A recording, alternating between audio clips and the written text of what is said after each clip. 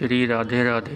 प्रिय दर्शकों, इंद्रियों के विषयों का जो अत्यंत जीवन के लिए आवश्यक है उनका प्रयोग जीवन यापन के लिए, ना कि भोग के लिए। जब हम भोजन पाते हैं तो रसेंद्रिय और प्राणों के पोषण का विषय है, मेरा नहीं है। अगर मेरा मैं पाता हूं ऐसा मान के तो उसका आप भोग कर रहे हैं, आप फंस जाएंगे उसकी आसक्ति में, आपको स्वाद फंसा लेगा, रसेंद्री बिगड़ जाएगी आपकी।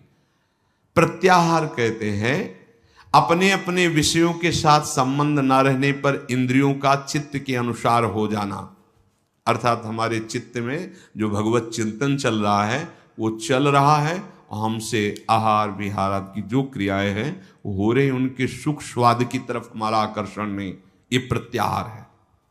अगर आपका भगवत विस्मरण हो रहा है तो आप जिस इंद्रिय की क्रिया में हैं आप उसका सुख भोग रहे हैं, ये आपकी साधना में बाधा पहुंचा देगी। पा रहे हैं प्रसाद जय लाडली जी की, और नाम चल रहा है, नाम के चिंतन में चित्त से नाम नहीं हट रहा है तो आपको कोई फंसा नहीं पाएगा। अगर इंद्री जो विषय का संयोग कर रही है उसी में आप तन्मय हो रहे हैं तो आप फंस रहे हैं, आप साधना में बाधा खड़ी कर रहे हैं। धारणा हमारी पुष्ट होनी चाहिए, श्यामा श्याम के सिवा कोई मेरा नहीं, मेरे चित्त की स्थिति एकमात्र श्यामा श्याम के भरोसे, श्यामा श्याम के आश्रय में, श्यामा श्याम की ही चिंतन में, इसे कहते धारणा। और ये धारणा जिसकी सिद्ध हो जाती है वो श्यामा श्याम में हो जाता है। मन बुद्धि चित्त हम सब श्यामा श्याम में। धारणा बहुत उत्तम स्थिति है। स्वप्न में भी जागृत में भी हर समय अपने आराध्य देव छाए रहते हैं। महाप्रभु कह रहे जागृत स्वप्न सुसुप्ति स्फुरत में राधा पद, ये धारणा। चित्त वृत्ति का आराध्य देव में तैल धारावत जाना उसे ध्यान कहते हैं। जैसे आजकल ध्यान का मतलब ना समझने के कारण ऐसा लगता, कुछ देर आंख मूंद के बैठे, एसी चल रही बड़े अनुकूल शांत एकदम बैठे, आप शांत रह ही नहीं सकते। अंदर देखो, आप बाहर से आंख मूंद ली ऐसे बैठ गए, उसे शांति कहते हैं क्या? आपका मन शांत, आपकी चित्त वृत्ति शांत, कोई संकल्प विकल्प नहीं हो रहा, उसे शांत कहते हैं। ये कब होगा? जब तैल धारावत चित्त की स्थिति चित्त चोर प्रभु में होगी। नाम जप करते करते रूप की झलक आ गई, संपूर्ण चित्त वृत्ति घसीट गई प्रभु की तरफ, उसे ध्यान कहते हैं। इसीलिए हम प्राय ध्यान पर जोर न देके नाम ध्यान की बात कहते हैं, राधा।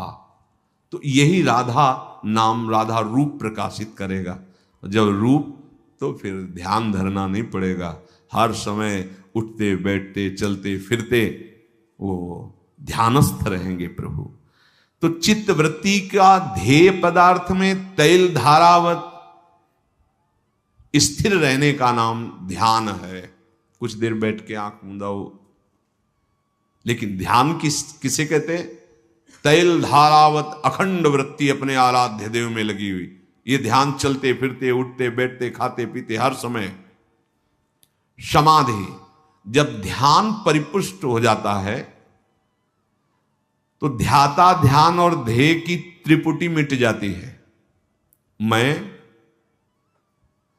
ध्यान रूपी क्रिया, ध्येय प्रभु, उनमें कर रहा हूं, अभी ध्यान नहीं होगा। मैं ध्याता, जो ध्यान क्रिया ध्येय में कर रहा हूं, अभी ध्यान नहीं लगा। जब ध्यान लगेगा तो ध्याता और ध्यान दोनों लय हो गए, केवल ध्येय रह गया। ध्येय केवल प्रभु, मैं प्रभु का ध्यान कर रहा हूं ऐसा नहीं, केवल प्रभु ही प्रभु। उसी स्थिति को समाधि कहते हैं, उसे समाधि कहते हैं। जब मैं ध्यान कर रहा हूं, ध्याता ध्यान रूपी क्रिया ध्येय के प्रति, तब तक जब मैं और ध्यान क्रिया दोनों का लय हो गया, केवल ध्याता है, उसे समाधि कहते हैं। ये दो प्रकार की होती, सबीज और निर्बीज। सबीज में त्रिपुटी के न रहने पर सूक्ष्म संस्कार रहते हैं, हमें ध्यान हो रहा है सूक्ष्मता से। निर्बीज में बिल्कुल नहीं, केवल वही ब्रह्माकार वृत्ति या भगवदाकार वृत्ति या श्यामा श्याम में जीवन का परम लाभ इसी जन्म में प्रिया प्रीतम के सानिध्य को प्राप्त करना। शरीर रहते तो आपका ये जो सत्संग में श्रवण मनन है इसे निष्ठापूर्वक अपने हृदय में उतारें और नाम न छूटने पावे। नाम ही सब स्थितियां ला देगा, प्रमाद की कोई गुंजाइश न रहने पावे। हम लोग बहुत प्रमादी हैं, बड़ी छूट दे देते हैं मन बुद्धि को, इसलिए बड़ा अंतराय होता है। फिर ऐसा लगता है इस मार्ग में सुख ही नहीं है, फिर भाग पड़ते हैं संसार की तरफ। बहुत धोखा हो गया, बहुत बड़ी हम पराजय को प्राप्त हो गए। यदि प्रभु का मार्ग छूट गया तो पता नहीं किस जन्म में किस कल्प में मिलेगा। इसलिए सावधान होकर निरंतर एक एक क्षण प्रभु के चिंतन मनन में लगाएं। अपने इस परमानंद में, परमार्थ मार्ग में थोड़ी भी बाधा बर्दाश्त मत करो।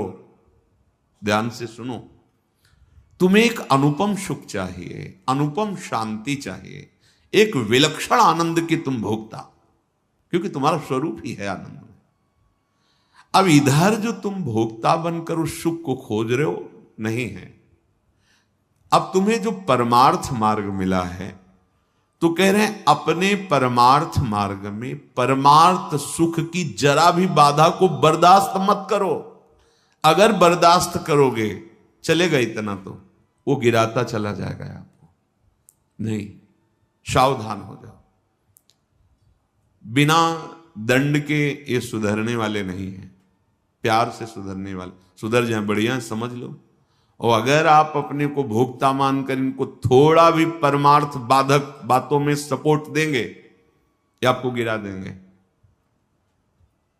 बहुत फिसलन वाला मार्ग है, बहुत फिसलन, बहुत संभाल संभाल के, बहुत कदम दृढ़ रखते हुए चलना है। बाधा बर्दाश्त नहीं करनी। अरे जहां त्रिभुवन की राज्य लक्ष्मी देने पर भी आधे पल के लिए भगवत विस्मरण नहीं होना, उस मार्ग के तुम पथिक हो। तुम घंटों बात कर रहे हो व्यर्थ की बात, हंसी मजाक की बात, या ऐसे खान पान विषय में किसी में भी भगवत विस्मरण, मतलब रंग नहीं आ रहा तुम्हारी साधना में, तुम्हारे मार्ग में। किसी भी हालत में इस मार्ग के पथिक में भजन की शिथिलता नहीं आनी चाहिए, किसी भी हालत में। यह अनुभव की बात कह रहे, कभी कभी मना स्थिति इतनी अशांत स्वाभाविक हो जाती है, कुछ अच्छा नहीं लगता, भजन में भी रुचि नहीं, एक अंधेरा सा, एक घबराहट की स्थिति, जब तक भगवत साक्षात्कार की तरफ आगे नहीं। न विषय की चाह है, न भगवत चाह है, न भजन है, न किसी क्रिया में, एक अशांत स्थिति। हिलना नहीं, डरना नहीं, डरना नहीं। उस स्थिति में भी अगर जितनी बुद्धि काम कर सके, नाम को पकड़े रहो, नाम को पकड़े रहो। वो एक कोहरा आया है, अभी हट जाएगा, घबराने की जरूरत नहीं। भागकर दूसरे विषय की जरूरत नहीं है कि आप उस स्थिति से बचने के लिए कोई विषय सेवन करने लगे, कोई व्यसन करने लगे, कोई क्रिया करने लगे। नहीं, कबहू तो थोड़ो भजन, कबहू होत विशाल, मन को धीरज छुटे नहीं और गाहे न दूजी चाल। वो थोड़ी देर के लिए स्थिति हट जाएगी, फिर प्रकाश आ जाएगा। वो स्थिति में बहुत संभलने की जरूरत है। जो अच्छे उपासक हैं वो कभी कभी एकदम ऐसी, कभी कभी एकदम भावात्मक स्थिति ऐसी लगता है अब तो पार हो गए, कोई विकार नहीं, कोई स्फुरणा संसार की नहीं, भजन में तन। ये अभी एक रस स्थिति नहीं आई है, ये गुण के अंतर्गत है।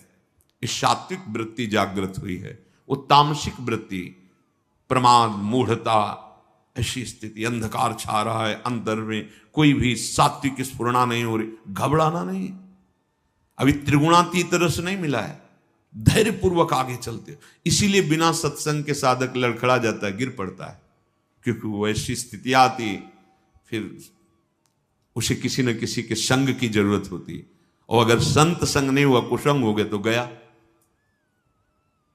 या तो असंग या भगवत व्रत का अनुष्ठान, भगवत भजन में लगे हुए उत्तम साधक या भगवत प्राप्त महात्मा, तभी हमारी बचत हो सकती है। अगर इनसे नीचे मिला तो गिर जाएंगे पक्का। वो ऐसी बात होगी, ऐसी सलाह होगी, वो गिर जाएगा। अपने निर्दोष साधन को बिना किसी भय, संकोच, लोक लज्जा, अपने साधन में लोक लज्जा भी नहीं। हम तिलक लगाएंगे, कंठी बांधेंगे, नाम जप करेंगे, सुबह इतने बजे नहा स्नान करके बैठे, घर के परिवार के लोग या कोई बाहरी उपहार दे तो भगत है या कुछ भी, न लोक लज्जा, ना कोई भय, ना कोई संकोच, अपने साधन को निर्दोष रखते हुए चलें, उसे नियम कहते हैं। जो आपको नियम मिला है, दिनचर्या मिली, उसमें तुम्हें बाधा बर्दाश्त नहीं कर। हम लोग बहुत कमजोर हैं, हम हर बाधा को स्वागत पूर्वक आओ स्वीकार कर लेते हैं। भजन छूटा, सद्बुद्धि छूट रही, हम मनोरंजन में लगे। अरे भाई, यही अवसर है मन भंजन का, यही अवसर है इंद्रियों को समाहित करके भगवत स्वरूप में लगाने का। अब आप बर्दाश्त कर रहे हो विघ्न, तो आप जानो फिर क्या हो सकता है, क्योंकि आपकी स्वीकृति है। बहुत बहुत बहुत सावधानी की जरूरत। साधन में कहीं बाहरी दिखावा भी ना आ जाए, ये भी ध्यान रखें। कहीं बाहर लोगों को ये दिखाने के लिए कि हम भगत हैं, देखो अभी पहले कहा, लज्जा नहीं, संकोच नहीं, भय नहीं, अपनी दिनचर्या बिल्कुल, वो भगवत रिझावे के लिए, जगत रिझावे के लिए नहीं। अगर कहीं आपका लक्ष्य बन गया बाहरी लोगों को दिखाना, प्रणाम, नमस्कार, वंदना, यश, कीर्ति, चार लोग, ऐसा, फिर तो असली वस्तु को नहीं प्राप्त कर पाओगे, बहुत लंबा समय नष्ट हो जाएगा। हाँ, अगर भगवान की शरण में हो तो ऐसे धक्के लगेंगे आपको कि आपको भागना ही पड़ेगा प्रभु की तरफ। ऐसे विघ्न उपस्थित हो जाएंगे कि उधर कदम नहीं बढ़ा पाओगे, भागोगे प्रभु की तरफ, पर पता नहीं वो कब समय दे। होश में अपने साधन का दिखावा अंदर पता चलता है, आप ही अंदर से जांच कर लीजिए। दूसरे को दिखावा, और प्रायः अहंकार देवता ये बहुत पसंद करते हैं। जो अहंकार है वो ये बहुत पसंद, उसकी पसंद चीज है। दंभ, पाखंड, दिखावा, ये उसकी पसंद की चीज है। इसी से वो पुष्ट होता है, बलवान होता है, वो प्रेरित करेगा। हम ऐसा बोले जिससे चार लोग समझे हम ज्ञानी हैं, हम ऐसे बैठे जिससे चार लोग समझे ये योगी है, महात्मा है। हम ऐसा दृश्य उपस्थित करें जिससे हमें साबित किया जाए बहुत बड़े भजनानंदी। ये अंतर की वृत्ति है, सुधार कीजिए। साधन में कहीं बाहरी दिखावा ना जाए। अगर बाहरी दिखावा आ गया तो असली जो तत्व है, असली जो बात है, असली जो सच्चिदानंद परमात्म सुख है, उससे तुम वंचित हो जाओगे। हमें प्रभु को रिझाना है या जगत को रिझाना है? जब आप प्रभु को रिझाने की चेष्टा करेंगे तो सारा जगत आपसे रिझ जाएगा। जा पर कृपा राम की हुई, ता पर कृपा करे सब कोई। प्रभु प्यार करने लगे तो पूरा विश्व प्यार करने लगेगा। अंदर से ये देखते रहो, बिल्कुल शुद्ध परमार्थ की बात है। अंदर से देखो, जब आप अंदर से सच्चे साधन में लगे हो, बाहर से तुम्हें कोई कहे ना पाखंडी, दम्भी, दिखावा, ये वो, तो मुस्कुराहट आएगी। जब आप अंदर से दम्भ कर रहे हो, फिर तुम्हें कोई दम्भी कहेगा तो तुम गाली दोगे, लड़ जाओगे, निंदा करने लगोगे। ये पहचान है कि दम्भ है तुम्हारे अंदर, उसको बुरा लगा। जैसे कोई निंदा कर रहा है तो आपके कान में पड़ा, तो सबसे पहले बुद्धि का कार्य होता है, वो तुरंत जांच करेगी। अगर सत्य मार्ग में चल रहे हो, ये जो बोला गया कोई लक्षण है अंदर, पूरी जांच कर, नहीं ठीक है, प्रभु की बड़ी कृपा है। मुस्कुराया, चल दिया, उसको बुरा ही नहीं लगा। जैसे आप गोरे हैं, आपको कहे काला कलूटा, तो आप नाराज हो जाएंगे क्या? क्योंकि आपको पता है आप गोरे हैं, आप नहीं नाराज होंगे। और काला कलूटा है और उससे कहे भी कि क्या यार गोरे हो तुम, उसको बुरा लगेगा क्योंकि वो नहीं गोरा है। ऐसे ही यदि सच्चाई से तुम भगवत मार्ग में चल रहे हो और तुम्हें कोई कह रहा है कामी है, क्रोधी है, लोभी है, पाखंडी, दम्भी है, तो आपको पता है ना कि गुरु कृपा से ऐसे इन दोषों का शांत, प्रसन्न, आपके अंदर उत्तेजना नहीं पैदा होगी। और यदि है तो आप ये साबित करने के लिए कि नहीं है, आप लड़ पड़ेंगे। आप, ये अंदर की बात है, सूक्ष्म बात है। आप बहुत सुंदर सुंदर पदार्थ खा के निकले हैं और बाहर कोई कह रहा है ऐंठ के चल रहा, भूखों मरता है, हमें पता है, तो आपको क्या होगा? हंसी आएगी कि अभी अभी तो खीर पूड़ी से पाके आ रहे हैं, ये तो ऐसा बोल रहा है। अच्छा ठीक है।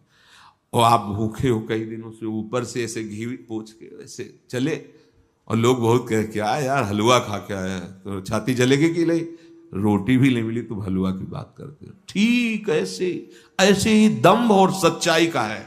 आप सच्चे भगवत मार्ग के पथिक बनेंगे। पूज्य श्रीपाद उड़िया बाबा जी महाराज कहते कि जब अपनी भाषा में जैसे जो हम जानते हो बात करता है तो हमें समझ में आती है, लेकिन विदेशी भाषा में जिसे तुम्हें ज्ञान ना हो, तुम्हें बल भर गाली दे रहा हो, निंदा कर रहा हो, तो तुम क्या करोगे? पता ही नहीं वो भाषा ना, तो ऐसे सुनोगे कुछ बोल रहा हो चल दोगे। जब तुम्हारी भाषा में ऐसे तुम्हें गाली दे, निंदा दे और तुम चल दो, तो जान लो कि तुम सच्चाई के मार्ग में चल रहे हो। श्री राधे राधे।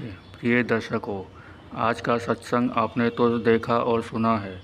प्रेमानंद महाराज जी के प्रवचन सुन के आपको क्या क्या सीखने को मिल रहा है, कमेंट करें और हमें ज़रूर बताएं। प्रेमानंद महाराज जी के प्रवचन सुनने के लिए हमारे चैनल ज्ञान साधना को सब्सक्राइब करें। फिर मिलते हैं एक और नए वीडियो के साथ। धन्यवाद।